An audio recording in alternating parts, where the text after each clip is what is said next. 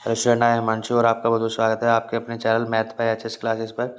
जैसे कि हम अपने इस यूट्यूब चैनल पर डेली ही क्लास 10th और 12th के बोर्ड पीवाई के क्वेश्चन डिस्कस करते हैं। तो आज हमने क्लास 10th का एक और बोर्ड पीवाई का क्वेश्चन पिक किया है, जो कि यूपी बोर्ड सीबीएसई बोर्ड दोनों के लिए ही इंपॉर्टेंट क्वेश्चन है। ये हमने चैप्टर नंबर 1 रियल नंबर से पिक किया है। क्वेश्चन हमारे पास है कि भाई प्रूफ करो कि जो √3 है वो एक रेशनल नंबर क्यों होता है। तो हमें ये बात पता है कि जो नंबर नॉन परफेक्ट स्क्वायर होते हैं वो सब रेशनल होते हैं। उसका रीज़न क्या होता है कि उनका जो डेसिमल एक्सपेंशन होता है वो नॉन टर्मिनेटिंग और नॉट रिपीटिंग होता है, तो इसलिए उन सब नंबरों को हम रेशनल नंबर बोलते हैं। तो इस क्वेश्चन को सॉल्व करने के लिए जो हम मेथड यूज़ करते हैं उस मेथड को हम बोलते हैं मेथड ऑफ कॉन्ट्राडिक्शन। ठीक है, मेथड ऑफ कॉन्ट्राडिक्शन में क्या होता है कि आप मान के कुछ और चलते हो और फाइनल में आने के बाद आपका आंसर कुछ और आ जाता है। ठीक है, तो यहाँ पे हमने एज्यूम कर लिया, लेट अस एज्यूम कि √3 एक रेशनल नंबर है। तो अगर आपको ये पता है कि भाई √3 रेशनल है तो आप इसको पी बाई क्यू की फॉर्म में लिख सकते हो, जहाँ पे क्यू जीरो नहीं होना चाहिए और पी और क्यू कोई भी इंटीजर और हमारे पास क्या है को प्राइम है।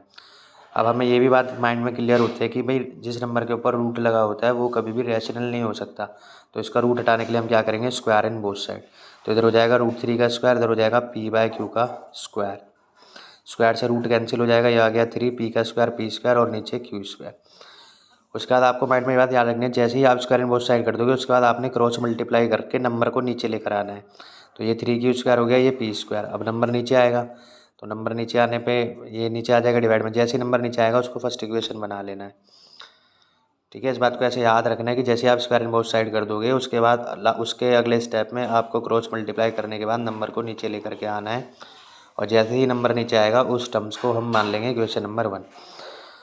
अब यहाँ पे है कि भाई पी का स्क्वायर 3 से डिविजिबल है, तो जो हमारा पी है वो भी 3 से डिविजिबल होगा। ये हमें कौन बताता है, फंडामेंटल थ्योरम।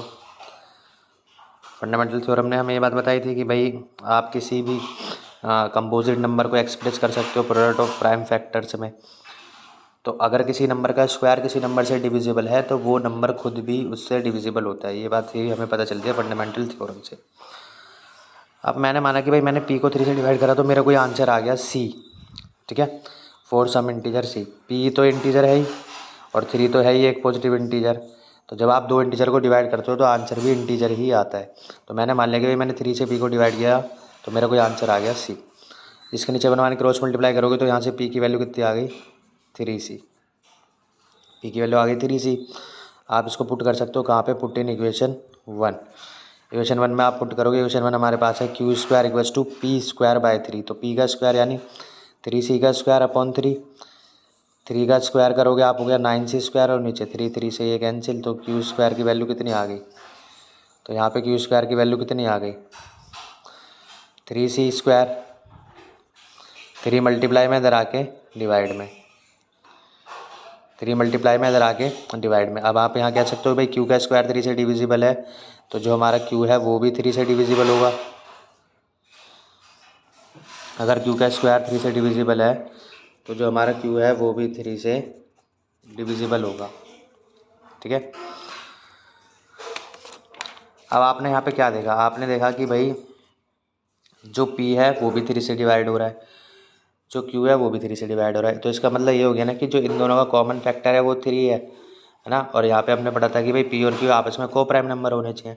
को प्राइम नंबर उन नंबरों को बोला जाता है ऐसे तो कोई भी दो नंबर जिनका HCF 1 होता है, मतलब जिनका कोई कॉमन मल्टीपल ना हो 1 को छोड़ के। तो यहाँ पे P और Q का तो कॉमन मल्टीपल आ गया ना 3। तो इसलिए जो P और Q है वो को प्राइम नहीं हुए। तो हम जो मान के चल रहे थे वो तो गलत हो गई ना बात। भाई P और Q को प्राइम नहीं है तो रेशनल तो हम इसको बोल ही नहीं सकते। तो इसको हम लिखेंगे so our contradiction is wrong.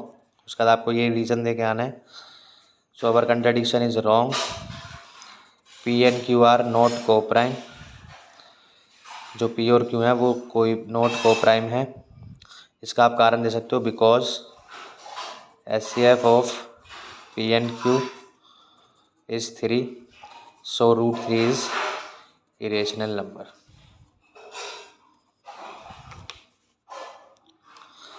So our contradiction is wrong. P and Q are not co-prime because HCF of P and Q is 3. So √3 is irrational number. तो इस तरह से ये पूरा क्वेश्चन का सॉल्यूशन है।